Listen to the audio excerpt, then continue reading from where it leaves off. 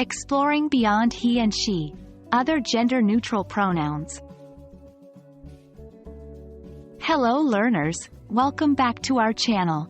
Today we're delving deeper into the world of gender-neutral language. We're focusing specifically on other gender-neutral pronouns. These are pronouns that can be used when you don't want to specify a person's gender or when referring to someone who doesn't identify with traditional gender categories. So, let's get started. Gender-neutral pronouns are alternatives to traditional pronouns like he, she, him, and her. These pronouns are used when the gender of the person being referred to is unknown, irrelevant, or non-binary. We are already familiar with some like they, them, their, theirs, and themselves.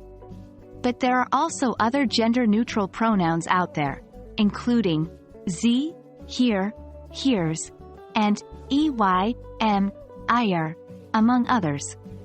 These are used as substitutes for he, she, him, her, and his, her.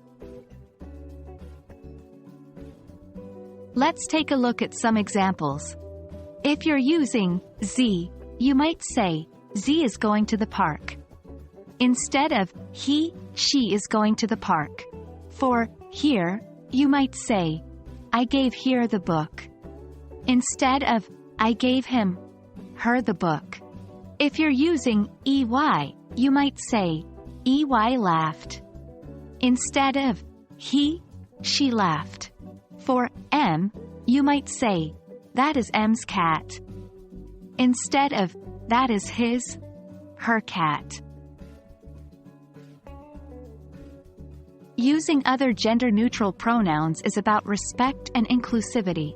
While these pronouns may be unfamiliar, using them can show that you're open to all gender identities.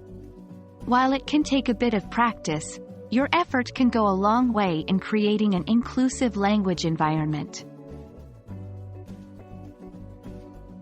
If you're not sure what pronouns someone uses, it's usually okay to politely ask.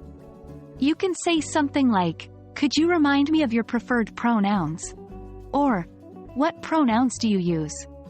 It's important to remember that using the right pronouns shows respect for individuals' identities. And there we have it. We hope this video has helped you understand other gender-neutral pronouns better.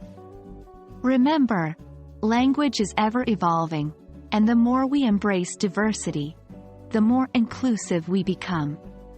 Keep practicing, stay respectful, and continue exploring the richness of the English language. Until next time, happy learning!